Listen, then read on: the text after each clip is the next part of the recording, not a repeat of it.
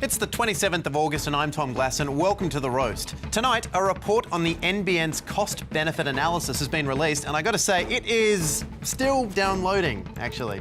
Even my buffering screen is still just buffering. It just says buff. Actually, no, that's just a website someone else was looking at before the show.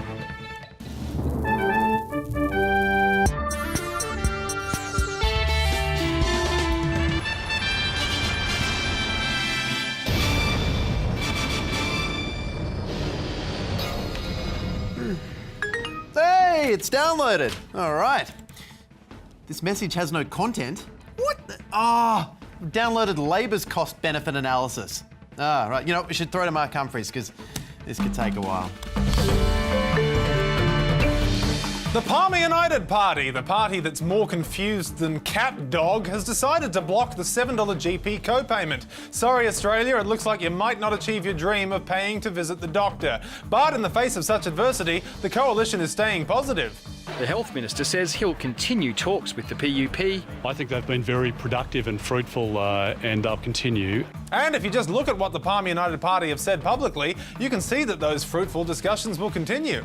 It's over. You haven't got to worry about reporting it anymore. They're very aware that we're not moving on what we've already told them we're not moving on. Co-payment's a dead duck. Fruitful. So the GP co-payment is probably over. A special congratulations to unemployed Australians under 35 who aren't receiving dole payments for 6 months. At least now you won't have to take out a loan to visit the doctor when you get carpal tunnel syndrome from applying for 40 jobs. And staying with Clive Palmer, like we'll all have to do for the next 3 years, the billionaire has apologised for the comments he made about China on ABC's Q&A program. Seems Q&A stands for questions and apologies. Clive's gotten the pen and paper out and written an apology to the Chinese ambassador. Get ready for clarity!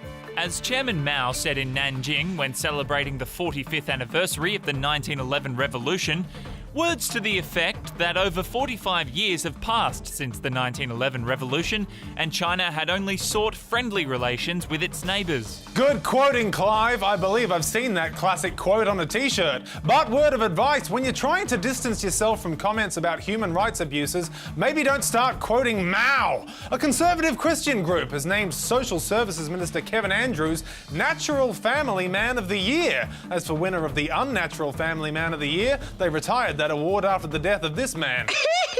The World Congress of Families awards that title to individuals who have made outstanding contributions to promoting a greater understanding of the centrality of the natural family. In other words, the award goes to men who like women. Winner of the Natural Family Woman of the Year is Nigerian activist Teresa Okafor, a vocal supporter of that country's tough anti-gay laws, which make same-sex relationships punishable by up to 14 years in prison. You know what that woman needs? An award! Mr. Andrews will open the organisation's annual conference in Melbourne this weekend, but some people, like Independent New South Wales MP Alex Greenwich, say he shouldn't. Your attendance and endorsement of the WCF conference risks embarrassing Australia's human rights record. But according to the organisation's newsletter, Andrews and his wife Margaret have presented at World Congresses from Geneva 1999 to Sydney 2013. So you see, Alex, Australia has been embarrassed for a while now. But an award is an award, so congratulations, Mr. Andrews, Mr. Natural Family Man 2014. I am what I am, I am what I am, I am what I am, I am what I am. A family man. Natural Family Man of the Year, more like Naturally Photogenic Man of the Decade. For The Roast, I'm Mark Humphries. Thank you, Mark. And congratulations, Kevin Andrews, on that award. I too one day hope to gain the admiration of an organisation that celebrates both Immaculate Conception and natural families. Next up, the National Broadband Network, the present our Labor government dad promised to buy us before he went to the shops and never came back, is the subject of a cost-benefit analysis. Now, the analysis released by the Coalition contradicts Labor's report, which doesn't exist because the former government steadfastly refused to do one. But it's cool because Kevin Rudd and former Minister for Communications Stephen Conroy, seen here responding to a question about fiscal responsibility, were pretty sure their guesstimate was good enough for the biggest infrastructure project in Australian history. So what did the analysis find? The Abbott government's pared-back broadband plan is 3 times more cost-effective than Labor's ambitious scheme and would leave Australians $16 billion better off. $16 billion? Oh, with that kind of money, you could buy a whole bunch of jet planes that don't work. I have to say though, I'm not keen on the words pared back. The last time someone said pare back to me, my wife wanted to pare back the family, and she left with the kids. Labor's scheme would have delayed the spread of fast broadband. The review finds that without it, the market would have delivered high-speed broadband to most Australians sooner. Delayed fast broadband. Well done, Labor. You've lost the vital people who want to use the internet vote. Honestly, someone should put the market into government. You can't backstab a shop. So considering it was such a huge infrastructure project, and apparently they had no understanding of the costs or time involved, and they ended up getting booted out of office before they could do anything about it, it looks like Labor might have bitten off more than they could chew right from the beginning.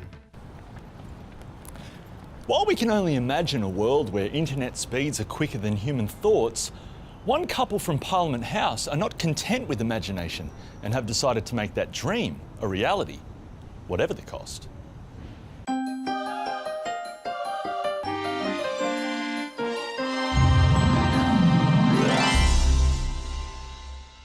Kevin and Julia have plans to build a new, faster internet for Australia. If we pull this off, we'll be able to keep living here. And how much have you budgeted? We'll spare no expense. Do you have any idea how much it'll all cost? It will be a revolution. And how are you going to pay for it? It will be a rudvolution.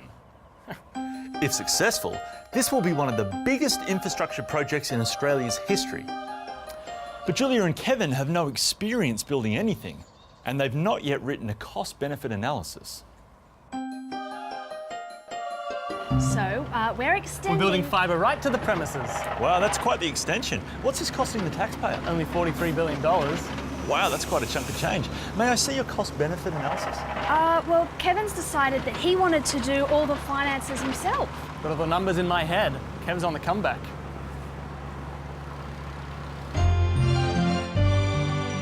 Yeah, Kevin's gone. Okay, so you're years behind schedule and the budget's blown out. Have you considered scaling down this pie-in-the-sky fantasy project for something a little more within your means? No, we're pushing on regardless, and I'm confident that in the end, we'll be...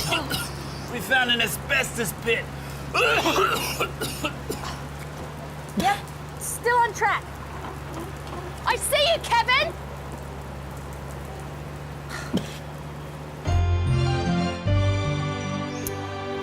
So it's been 6 years, and the whole NBN dream has become a little like this cable, frayed and disconnected. Though not all hope is lost, aspiring project manager Malcolm has taken over the build, and although his plans are less ambitious, he does know how much they will cost. So only time will tell whether his project will succeed, or if it too is just another grand delusion. Have you ever had a project go massively over time and budget? Were you renovating a kitchen? Or building a $43 billion broadband network? Did you admit that you were out of your depth? Or did you just keep pushing on and hope that no one would notice? We'd love to hear about it. At the Roast TV or hashtag Roast TV. I'm guessing Labor must be pretty embarrassed that one of its signature policies has been discredited. How have they responded to this report? 3 weeks before the last election, Malcolm Turnbull said that he would get this report done by the government body Infrastructure Australia. And instead, what he's done is he's got some of the most vociferous critics of the NBN, as well as former staff, to write this report. It's like putting the foxes in charge of the henhouse. Yeah, it's so hard to find independent foxes to guard your henhouse these days. But that is a pretty bold claim from a pretty foxy man. Has the panel conducting the analysis been stacked? Because it does include economist Henry Ergus, a vocal critic of the NBN, who also moonlights as a stock photography model for smug businessmen. And what about the head of the panel, Michael Vertigan, who moonlights as that uncle you don't see much? What other partisan Conservative appointments has he received? He was appointed inaugural chairman of the National Energy Security Council. And what right-wing, Ayn Rand-loving, fascist Conservative appointed this fundamentalist Tory to that position? Prime Minister Julia Gillard. Ha! Gotcha! No, Tom, she was a Labor Prime Minister. Oh, hang on. Which Julia am I thinking of? Do you mean Julie Bishop? Yeah.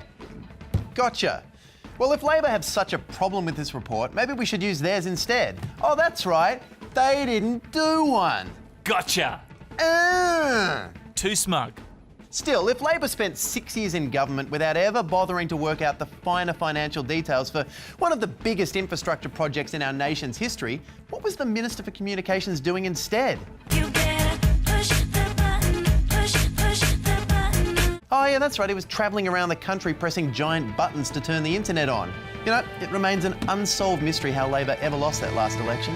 Good night.